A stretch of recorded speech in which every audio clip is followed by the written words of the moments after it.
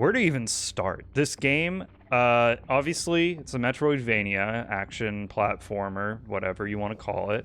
Shooter, bullet hell. It's got all of those things to it.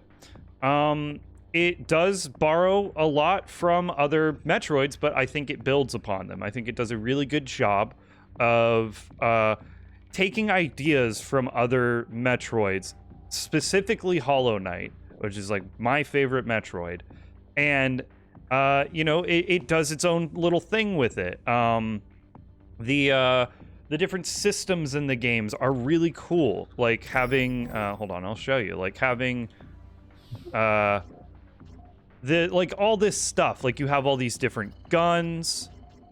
You have all these different guns, and there's even all these guns that I haven't even found yet and stuff. Like I don't even know if these are available in the early access or if these are just like I missed them somehow. But you have all these different guns. You have all the chips, and like look at all these different chips that I missed as well. So there's a potential for a lot of different playstyles and stuff. Like my little viral protector guy, he's great. I love him. He's fantastic. And there's like something wrong right now. I can't move my character. Okay, well I don't really need to move anywhere, so it doesn't matter. The map is huge. There's a lot to explore here, and like I don't know if there's going to be more sections of the map that are going to be added on, or if this is the map and then these. I know that like there were side areas, like right here there's like a little thing that says I can't go there, so that's going to be added on later. We'll talk about that at a bit. But yeah, the map biomes completely different, very diverse biomes.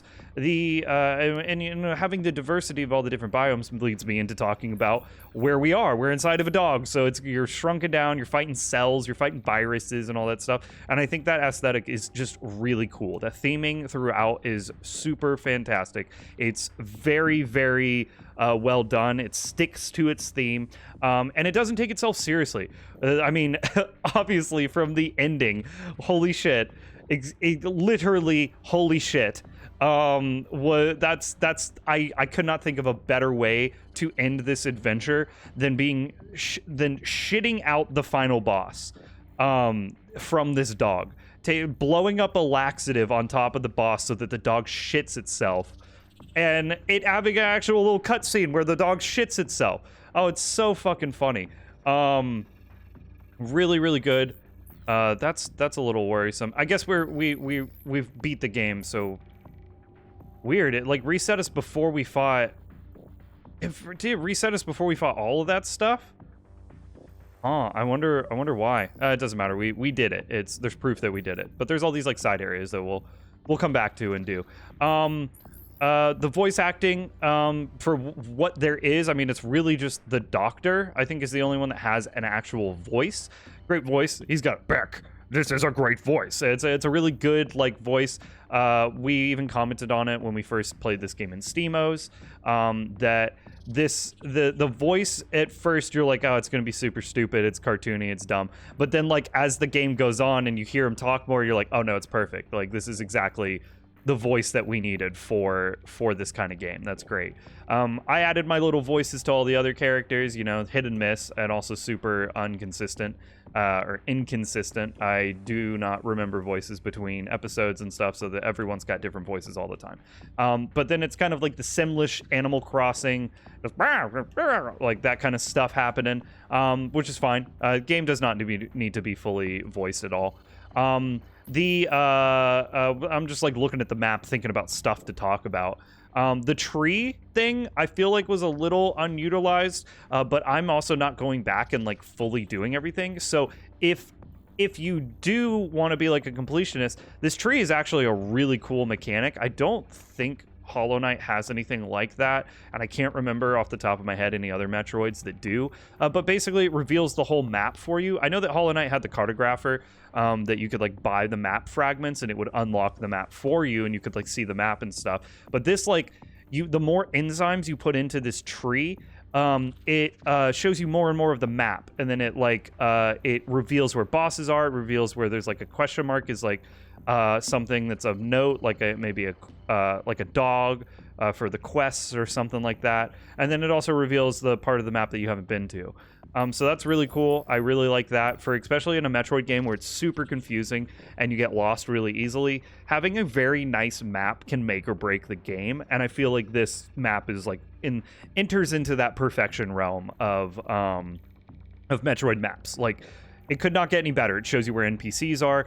The only thing that I have to note on the map that I kept running into is they'd be like, oh, it's time, you gotta go to this place, or you gotta go do this in this part of the body. The map does not label body parts at all. Like, I from what I can tell, there's no way to tell where you are or what places are called. So that is one thing that I would say, if anything is added in to the map, like updating the map in the future with updates, maybe just put like when you zoom all the way out, you could have it be like, this is the colon right here, you know, this is the lungs, this is the heart or whatever, and like kind of label it so that you know where you are in the world. Because especially if you're doing missions, it's like you have to find blah blah blah here, and it's like I picked that mission up in the beginning of the game. I have no fucking idea where that was. Like, I do not know where to go to do that. I didn't do like a lot of the missions, so there's that stuff. If we ever want to go back and do those as well, so that could also be additional content to do. Some of the guns do feel a little weak. It does feel like they are specifically for certain things. Like, this one is an auto tracker, so it tracks your shot. It like tracks to enemies. You got the normal one. This one's broken, doesn't do anything. The shredder one, I think that's the shotgun. So this one's like really good for close range. So it's like these two I feel like were the best. And then this last one just doesn't do any damage and only gets you energy. So if there was a way to like quickly swap between guns, that would be a nice quality of life.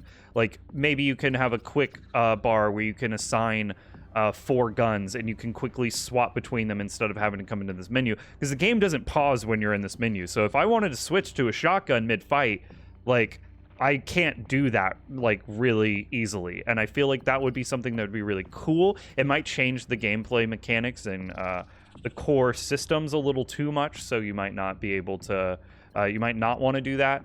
But that is something that I think would also be a nice little quality of life thing. Would be, because I didn't utilize a lot of these guns in most situations, and if it was easy to swap between them, I probably would have. I probably would have swapped between them. Keep the chips, the where you have to swap between at like stations, that makes sense. But the guns, I feel like these should be able to be used equally in different situations. So in a boss fight where it's like, all right, I need to switch to a little more long range, you have your normal gun that you switch to. I would like to have some tracking bullets during this part of the fight, you switch to the tracking gun. And then it's like, oh, I need to get up close, he's weak, I can do like a big burst amount of damage, you switch to the shredder and all that. Also, don't know if I missed any guns. Probably the way that these are like lined up, I'm guessing maybe I missed a 3rd gun and a 5th gun or 6th gun. Would definitely, I'm interested in seeing what those guns are in the future, and if they're not in the game yet, really interested in seeing what like any guns that are going to be added and if they are viable to use. What else we got? Missions. I really like missions in Metroids. I end up not doing a lot of them because I clear through an area and I miss something and I end up like not going back, and I'm not like, in some games, I like to be a completionist. Metroids, it's usually not. I'm not a huge completionist because there's just so much to do. There's so much to get through, and I burn myself out on Metroids a lot, so that happens. But in that topic of burning myself out, that didn't happen in this game. This game kept my attention. I think we're at probably close to 14 hours of gameplay. I was glued to this game the entire time. I was excited to go to the new areas. I was excited to see what the next boss was. I was excited to test out new mechanics and stuff. I did do some stuff out of order by doing one of the duper viruses. Basically fought the last duper virus second and then went and fought the second duper virus third. So I could have had that parry thing the entire time. Which would have been nice. Also, having that shield would have probably made a lot of the bosses even easier. I don't think I really struggled on too many bosses except for the hall monitor boss, which, I talked about it plenty. It's been discussed. I even mentioned it and brought it up in this episode. this previous episode, the finale, and those things have been fixed. So like that was the only boss that I feel like I remember really struggling on and being like, holy shit. Every other boss, like, yeah, I struggled on certain mechanics, but then once you learn the mechanics and you get used to them, even that last boss, he was utilizing all of the different elemental things that you pick up that give you the buffs.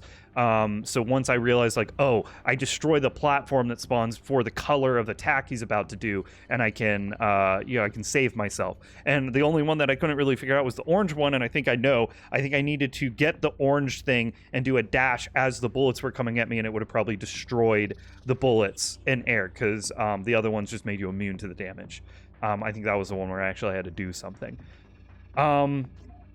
This is great. This right here, what we're looking at, the scan system is fucking awesome. I love how you can scan like everything. I tried to scan as much of the enemies as I can.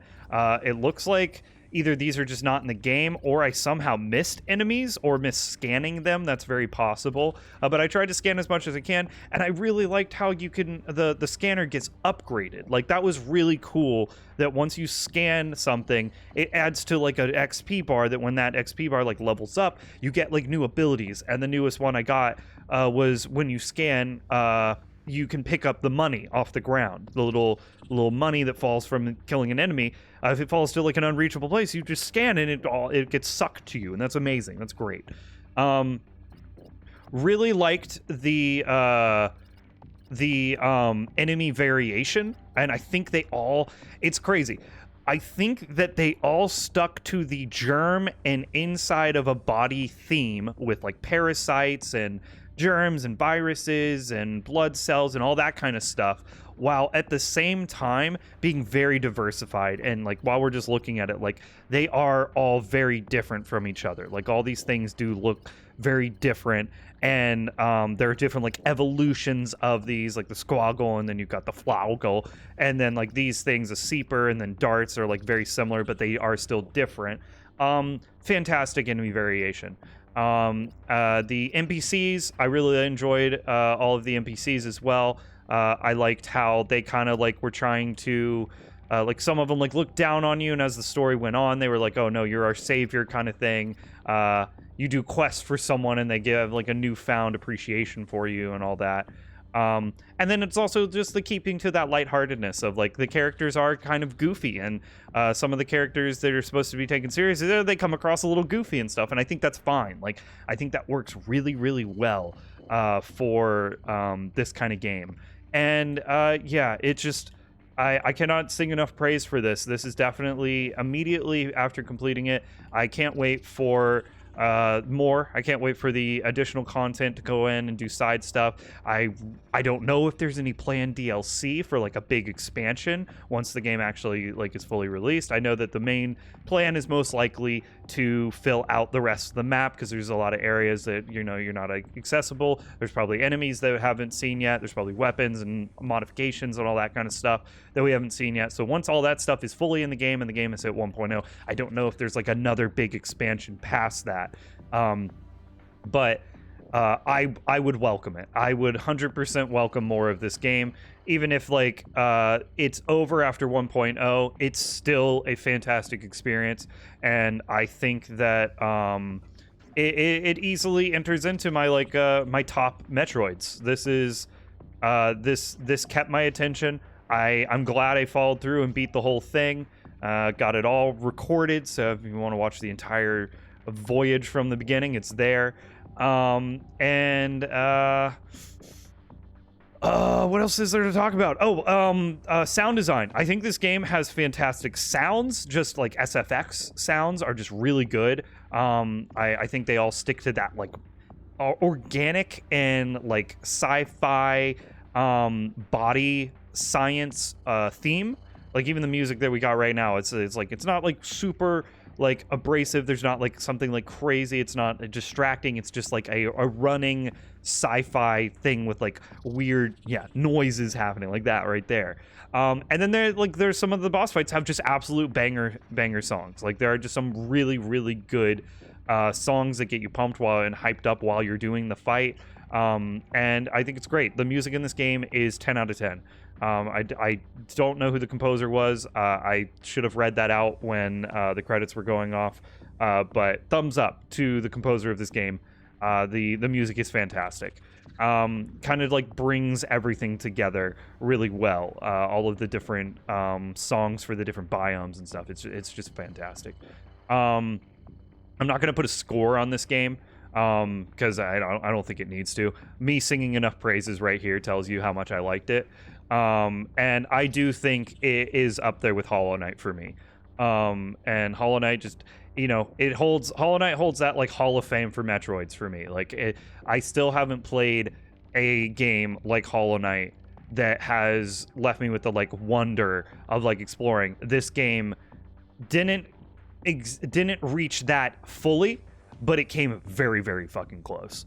Like right there with it. Like Hollow Knight it leans more into the theming of games that I like. I like the more melancholic and more sad and like dreary, lonely, kind of like questioning your existence in this world kind of game. This one leans more into like humor and fun and brightness and stuff. And so they're like very different thematic games in the same genre of game. So and like if I wanted to play a Metroid that is like bright and happy, this one wins. If I wanted to play a Metroid that's sad and lonely, Hollow Knight wins. So it's like they kind of like take their different lanes of why I like them so much. But they're both there. They're both right there up at the top of the cream of the crop, brother, of Metroids. Yeah, I fucking loved this. In terms of the content that was missed and the content that will be added, what my plan is for this game is when content is added, I don't know if I want to wait for just like one update or if I'm going to wait for 1.0. I might wait for 1.0 to come out. And once 1.0 comes out, I'll jump back in and I'll do an extras video where I go back and I do all of the extra content and the areas that I've missed. Potentially 1 or 2 or 3, however much content there is to do, depends on how long it takes me to do the content. I'll do an extras video. In the meantime, anyone who watches this and has suggestions on things that I've missed and things that would make good for an extras video, please comment that down below. And I will definitely keep that in mind when I do go back to play the extras video. Give me a nice little checklist of things to do. If there's like, oh, you should go to this location, there's a boss fight that you missed, go do that. Here's some extra content that's been added in since this video came out. Here's that. So like if there's anyone who's like willing to type out a little, any kind of like suggestion on content that would be good for me to go back and do, I am all for doing it. So I look forward to doing that. Yeah, just want to thank shout out to the devs.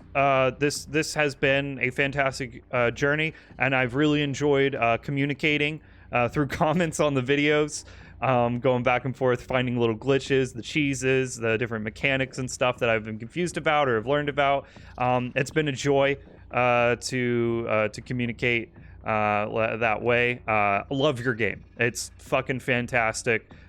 Wish you guys all the success, and really hope that 1.0 comes fast enough that keeps people interested. And I really hope that this game becomes some sort of cult Metroid game that people like really love. I would love this game to have success. To the point where maybe future installments or DLC or what have you, like I would love there to be more of this. And if that's not the case, and there's another game that's cooking up in the brain, and there'll be more, I will definitely be checking out anything that you guys do from now on in the future. You guys have got my attention. I'm definitely a fan of this game and your guys' work. So thank you. I don't think I have anything else. That is a summary. That is a review. This has been like 20 minutes of me just talking about the game, standing in one spot.